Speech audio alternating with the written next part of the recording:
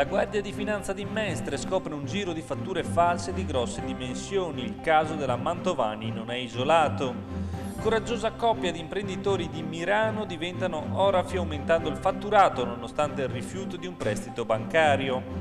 Alba di passione per i pendolari di Quarto d'Altino, saltato il treno delle 5 di mattina e bus sostitutivo in panne sul Ponte della Libertà.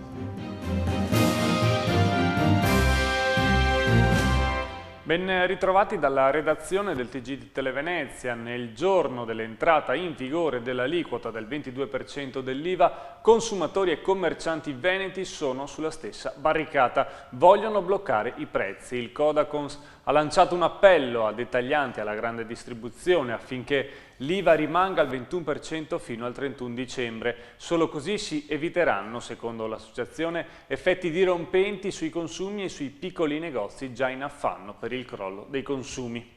E intanto ci sono imprese perseguitate dai ladri e imprese che continuano a frodare il fisco. La Guardia di Finanza ha scoperto 3 società che avevano messo in piedi un meccanismo simile a quello della Mantovani per creare milioni di euro in nero. Vediamo i 2 fatti di cronaca.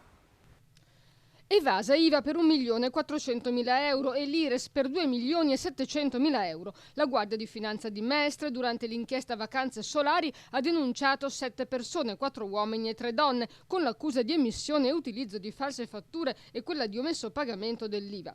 I denunciati gestivano 3 società di Stra e Marcono con interessi economici in tutto il territorio nazionale. Le imprese operavano nel settore turismo e nell'installazione di impianti fotovoltaici ed oltre ad aver sottratto a tassazione 9 milioni di euro avrebbero emesso fatture false per altri 10 milioni di euro. Le società avevano motivato l'emissione di fatture con l'acquisto per la metà della somma da una società irlandese di un manuale contenente il know-how per divenire perfetti venditori porta a porta, manuale che si poteva, secondo gli investigatori, scopiazzare da internet. E la seconda metà della somma sarebbe stata impiegata per fantomatiche consulenze mai ricevute da una società statunitense e un'impresa sammarinese, di cui amministratore è un'anziana congiunta di uno dei responsabili. Scoperto nella zona industriale di Salzano un ladro di trattori, i carabinieri del nucleo operativo di Mestre hanno arrestato un 33enne romeno in flagranza di reato in piena notte nel piazzale di una ditta attiva nel settore della logistica, mentre rubava un trattore Volvo e altro materiale. Al momento dell'intervento dei militari, l'uomo con un complice aveva stipato della merce da caricare sul mezzo pesante. Colto di sorpresa è stato fermato, mentre il secondo, che fungeva da palo, è fuggito attraverso i campi. E si tratta, dicevamo, di un meccanismo, quello escogitato dalle 3 società di Marcon e Stra, piuttosto noto per creare del nero, ma quello che non si sospettava è che fosse così diffuso. Ne parliamo con Tiziano Graziottin della redazione del Gazzettino. Ciao Tiziano. Allora, appunto, un sistema che evidentemente si sta diffondendo a macchia d'olio. Beh, noi eravamo abituati, no, a pensare soprattutto al classico lavoro in nero o comunque a scampare al fisco, ad esempio non pagando cash determinati lavori. Certo. E qui invece si tratta proprio di operazioni perfettamente studiate a tavolino per far figurare delle uscite di denaro molto importanti, fiscalmente apparentemente regolari, ma insomma che portavano dei vantaggi enormi a queste aziende. Possiamo addirittura pensare che l'emissione di fatture false o comunque questo modo di raggirare gli aspetti fiscali fosse addirittura il fine di queste aziende, cioè che fossero aziende probabilmente che più che badare a un determinato settore di affari, che in questo caso pareva essere quello turistico, ragionando in termini molto ampi, in realtà però era solo una scusa, l'aspetto appunto turistico, per andare a fare queste operazioni che immaginate quanti soldi in maniera, diciamo, fasulla facevano entrare nelle casse. Bene, grazie Tiziano. Sicuramente torneremo a seguire questa inchiesta e torneremo certamente a parlarne. E se da una parte aumentano i prezzi al consumo, dall'altra l'Italia continua a perseguitare il contribuente, infliggendo centinaia di scadenze fiscali l'anno. L'Italia è fanalino di coda per i tempi medi di procedure fiscali. Vediamo. Venezia si lecca le ferite, attendeva l'avvio dell'area metropolitana e l'arrivo di capitali stranieri e di imprese finalmente favorite da una burocrazia più snella. A Roma invece, dove la classe dirigente incapace e tutta concentrata sui propri privilegi continua a litigare, la legge si è arenata per l'ennesima volta. È frustrante, dando una spulciata alle graduatorie dei paesi più efficienti, scoprire che l'Italia occupa il 116° posto nella classifica dei paesi con i tempi medi più brevi per adempiere alle procedure fiscali. Al primo posto c'è da stupirsi, ci sono gli Emirati Arabi Uniti. Al 7°, e questo non sorprende, c'è la Svizzera e al 24° il Regno Unito. Consola che Francia e Spagna si trovino piuttosto in basso nella graduatoria, ossia al 36° e al 57° posto.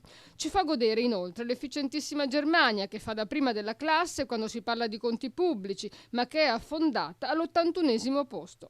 Ma ci fa vergognare enormemente che l'Italia venga dopo la Thailandia, un paese emergente, ma che non è certo una delle prime 10 potenze industriali mondiali. Ci piange il cuore, infine, notare che subito dopo il nostro paese, al 117° posto, viene il Benin e al 184° il Brasile.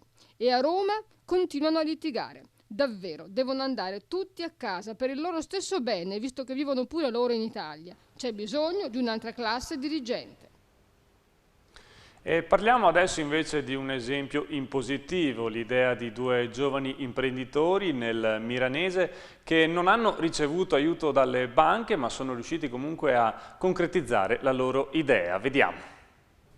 Si erano visti negare il finanziamento di 30.000 euro dalla banca, la quale come garanzia aveva chiesto loro di acquistare azioni bancarie per la stessa cifra. Un paradosso per Alessandro e Mauro, 2 orafi che fin dai banchi di scuola hanno coltivato questa passione ed ora, grazie ad un finanziamento di 60.000 euro da parte della Regione Veneto e di Cofidi Veneziano, hanno già raggiunto un aumento del 13% del fatturato, grazie anche all'acquisto di una stampante 3D che consente la personalizzazione dei gioielli. Ecco, su questo dobbiamo mirare, portare anche i valutatori delle banche o degli enti pubblici a capire l'impresa non soltanto per quanto dimostra direttamente, ma per quanto vale. Questa impresa ha dimostrato che l'idea vale più dei beni. L'idea è quello che fa forza sulla loro capacità imprenditoriale. Un'idea dunque che ha già dato i suoi frutti e che certamente va a rivalutare l'artigianato rispetto alla produzione commerciale. Sicuramente una scelta coraggiosa quella dei 2 giovani che però non hanno trovato tutte le porte chiuse. Qualcuno insomma sembra crederci ancora. Il finanziamento assolutamente ha dato i suoi frutti.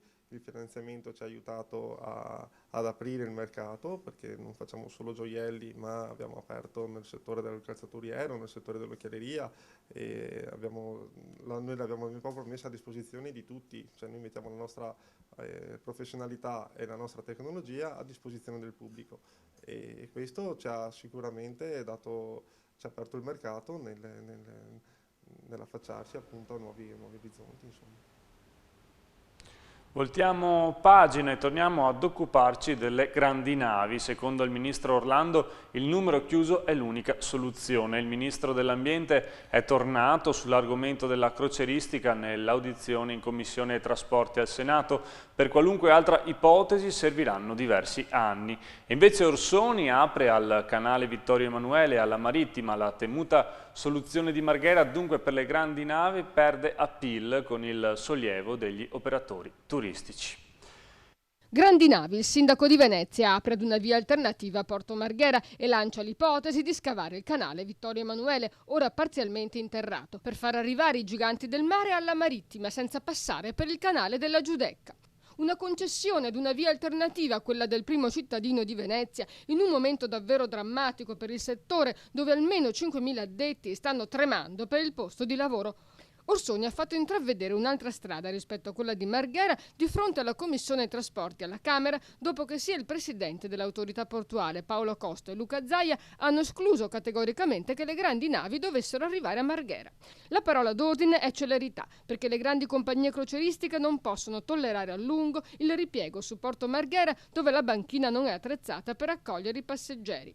Paolo Costa ha più volte ribadito che il suo progetto di scavare il canale Sant'Angelo-Contorta non richiederebbe più di un anno e che l'importante è avviare i lavori. Lo scavo del canale Vittorio Emanuele potrebbe avvenire in tempi ancora più rapidi, ha detto il sindaco. Quello che appare certo è che è destinato a rimanere inascoltato il comitato No Grandi Navi, che esclude l'arrivo di navi in laguna al di sopra delle 40.000 tonnellate. L'88% del traffico passeggeri è gestito con i grattacieli del mare e significherebbe lasciar fuori da Venezia 109.000 turisti l'anno. Vietare il canale della Giudecca potrebbe essere sufficiente per isolare gli estremisti. Per non far naufragare anche questo settore, insomma, il governo deve prendere posizione al più presto e questo è il punto più dolente. E torniamo ad occuparci anche di Eni, che nel 2014 dovrebbe vedere appunto la riconversione dei propri impianti per la produzione di biodiesel. Nel frattempo, nell'attesa del via dei lavori, si è già attrezzata e ha già ordinato alcune apparecchiature. Vediamo. Partirà dal 2014 la produzione di biodiesel nello stabilimento Eni di Marghera, una riconversione che scaccia le ombre sulla sua rottamazione che fa tirare un sospiro anche ai 300 addetti. La prima green refinery riciclata dunque del mondo. L'autorizzazione che darà il via alla riconversione degli impianti è in arrivo e i costi sono di solo 100 milioni di euro, ma costruirlo ex novo ne avrebbe richiesti ben 700. I macchinari sono già stati ordinati e la raffineria, ora in parte ferma, già si prepara a lavorare l'olio di palma che arriverà dall'estremo oriente, un biodiesel più efficiente ed anche più ecologico, con una concentrazione vegetale del 30% rispetto al set attuale, e una volta avviata la produzione a regime garantirà la metà del fabbisogno attuale per Eni, che comunque continuerà a fornire il carburante tradizionale attraverso l'oleodotto, emissioni più limitate e garanzia di 180 posti di lavoro, quando la crisi non l'ha sempre vinta. E torniamo ad occuparci dei disagi dei pendolari, quindi voltiamo pagina. Torniamo appunto a parlare dei disagi perché l'ultimo episodio riguarda i pendolari che provenivano da Quarto d'Altino, che dopo aver visto arrivare il pullman in sostituzione del treno che era stato soppresso per portarli appunto a Venezia e raggiungere i posti di lavoro, il pullman stesso ha avuto un guasto sul Ponte della Libertà lasciandoli a piedi ed ora minacciano: non vogliamo più pagare l'abbonamento. Vediamo. Pendolari sul piede di guerra, letteralmente, dato che dopo aver visto il treno 5800 che dovrebbe arrivare a Quarto alle 4:53 era stato soppresso. Succede, troppo spesso dicono, ma succede. Poco male, arriva il pullman come di consueto in aiuto, percorre Marcon, si avvia sul Ponte della Libertà e qui il guasto. All'autista non resta altro da fare che incrociare le braccia e i pendolari a piedi a farsi tutto il Ponte della Libertà. Arrivo a Venezia dopo le 6:30, ritardi che risultano sul posto di lavoro da giustificare, da spiegare ancora una volta, una in più. Gianni Fofano, consigliere comunale, portavoce del Comitato Pendolari, che fra l'altro ha la sua pagina Facebook, commenta così: siamo stanchi, le cose non migliorano, anzi la Regione non ha ascoltato noi e nemmeno l'Associazione Ferrovie a Nord-Est. Non ne possiamo più e non vogliamo pagare l'abbonamento, altro che riduzione, non ci conviene pagare. La protesta dunque continuerà, nonostante le giustificazioni di Trenitalia che parla di soppressioni programmate nei weekend, mentre per quella in questione non c'era proprio un treno disponibile. E i pendolari a questo punto si chiedono perché continuare a pagare l'abbonamento. E a proposito di servizi pubblici sempre più ridotti, i tagli della Regione alle ASL cominciano a far soffrire. Al Civile di Venezia scompaiono anche le culle termiche nel reparto di patologia neonatale. Vediamo. Via le incubatrici all'ospedale civile di Venezia e via così dalla struttura anche i neonati che ne avessero necessità. Questo è ciò che accadrà stando alle nuove schede ospedaliere proposte dalla Regione. Infatti, tra i numerosi tagli imposti anche all'ospedale veneziano, il reparto di pediatria passerebbe da 10 posti letto a 6 e da 5 a nessuna culla termica.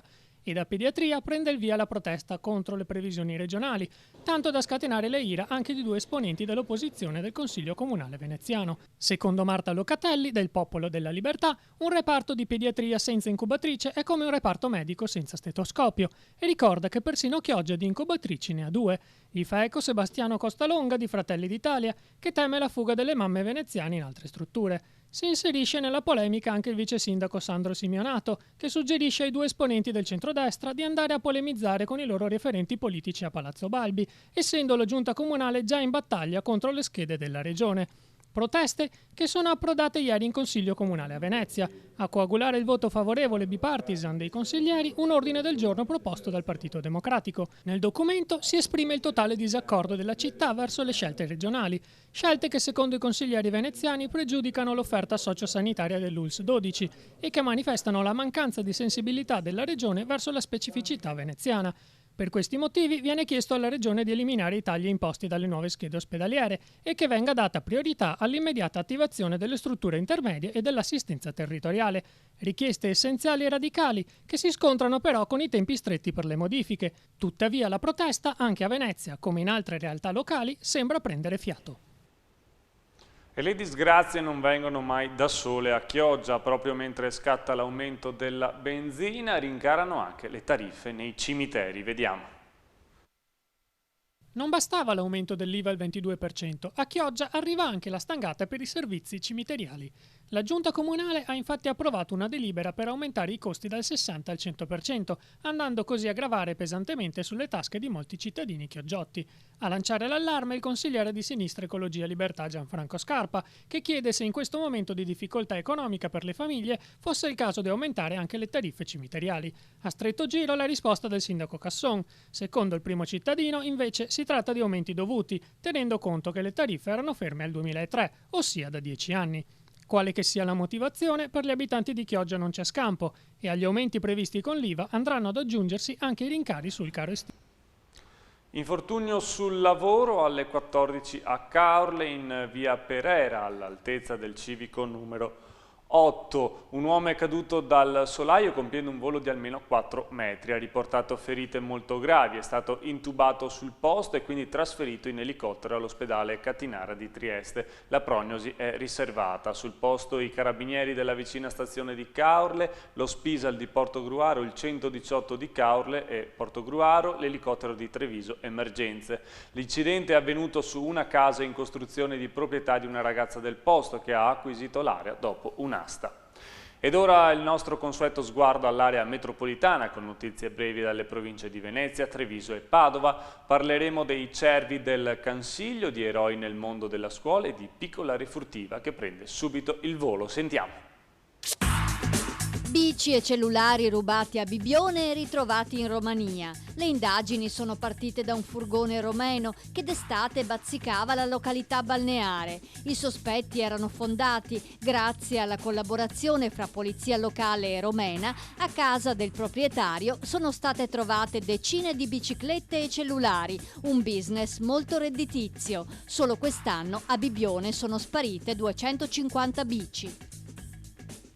Cambio della guardia alla tenenza dei carabinieri di Dolo. Il tenente Enrico Zampolli ha lasciato Dolo per Piove di Sacco. A sostituirlo è ora il tenente Gabriele Favero, sposato, proveniente da Bari, dove era comandante di plotone. La tenenza di Dolo ha in forze una quarantina di uomini e fa parte della Compagnia di Chioggia, un territorio considerato altamente sensibile.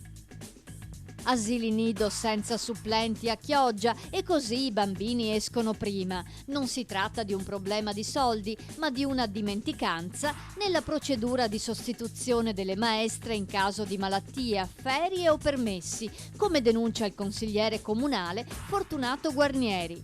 In pratica non è stata fatta la gara per scegliere l'agenzia di lavoro interinale alla quale richiedere il personale.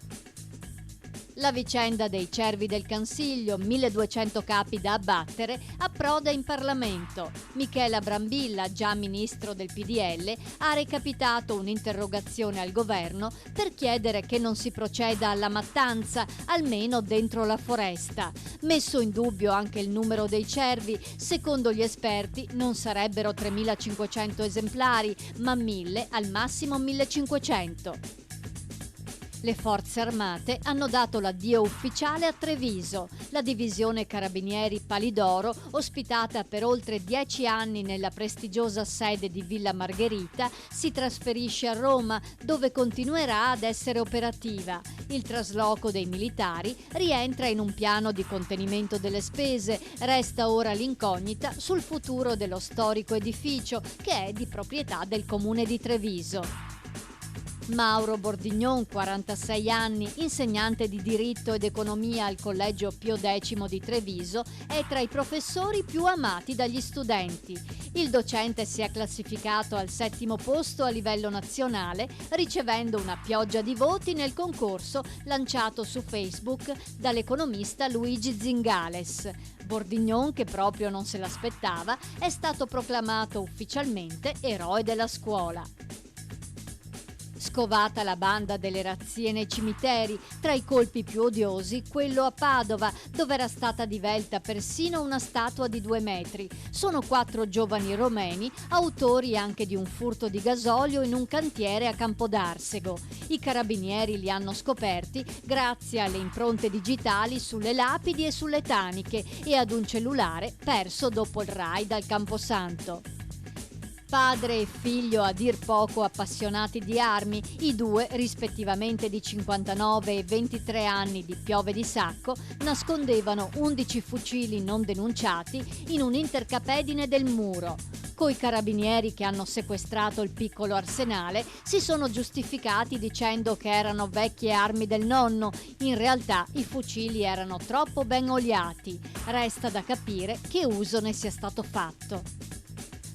2 incidenti in pochi minuti hanno bloccato il tram di Padova. A Santa Croce un automobilista non si è accorto dell'arrivo del tram e c'è stato uno scontro. L'altro stop in via Luca Belludi, vicino al Santo, dove si è staccato un pantografo e dunque il mezzo è rimasto senza corrente. Un incidente che ripropone i problemi agli apparati tecnologici che sembravano ormai superati. È il momento della consueta rubrica con Edoardo Sivori. L'invito è a voi telespettatori a scriverci di che cosa non ne potete più. Ed ora a te la linea, Edoardo. Cari amici di Televenezia, buonasera. Finalmente tanto tuonò che piove. Sì, c'è la crisi. No, la crisi che già ci sta uccidendo da anni e nessuno diceva che c'era. No, la crisi di governo, quella che ci porterà ad avere presto o tardi un altro governo, altre votazioni, sì, tutto bello, tutto democratico, perfetto. Quello che, non voglio parlare di cose politiche, ma quello che a me personalmente dà fastidio, è un fastidio fisico, è che tutti quelli che parlano di crisi, i politici intendo, tutti hanno detto, lo leggo testualmente perché, che purtroppo questa crisi la pagherete voi, la pagheranno gli italiani. Ma fosse che i nostri politici sono tutti quanti americani, russi, arabi, perché loro non sono italiani, loro non la pagheranno. Ecco, questo lapsus freudiano dovrebbe far capire a tutti noi, poveri cristi, che loro non sono come noi. I 2 centesimi di accise, l'IVA al 21, al 22, ma cosa volete che gliene importi a uno che guadagna 15-30 mila euro al mese? A gente che manovra milioni di euro, non lo sa nemmeno che cos'è l'IVA. probabilmente non se ne rende nemmeno conto e i loro figli, le loro famiglie sono esattamente conseguenziali, sono fuori, vivono altrove, non gliene frega niente. Ecco perché dicono pagheranno gli italiani, ma perché voi di dove siete? Sì, siete dei marziani. Grazie Edoardo, l'invito ve lo rinnovo a voi telespettatori di iscriverci e di dire di che cosa non ne potete più. Ed ora vediamo insieme che tempo farà nei prossimi giorni.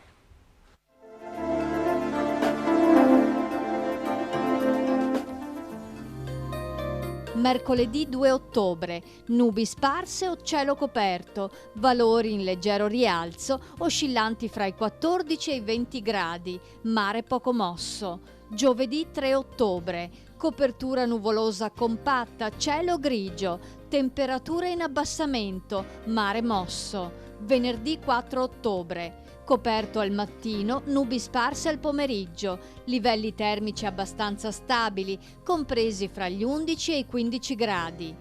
La marea di mercoledì 2 ottobre è sostenuta, la massima alle 10:15 85 cm, la minima alle 3:50 0 cm.